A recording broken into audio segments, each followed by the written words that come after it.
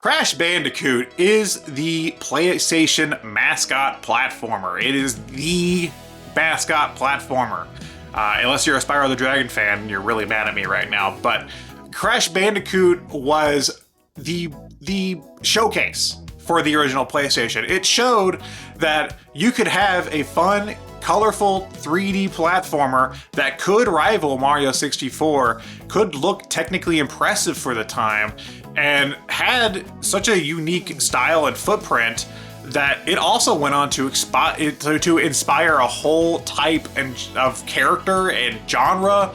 And yeah, it was, I mean, Naughty Dog basically it's the first notable game by Naughty Dog, and you know who Naughty Dog is. They made The Last of Us, and Sony can't stop selling you The Last of Us, so you definitely know who this company is. This was like the first successful PS1 take on platformers in like a 3D-ish space.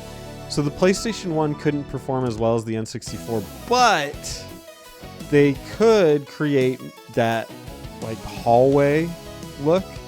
And this game did that exceptionally well.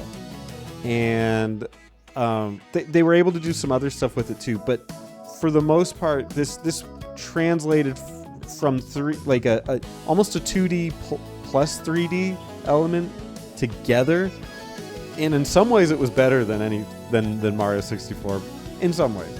But they handled 3D platforming in a completely different way. Naughty Dog before this game had a few titles, but this was really where they, grew into what they are today with Crash Bandicoot and its sequels.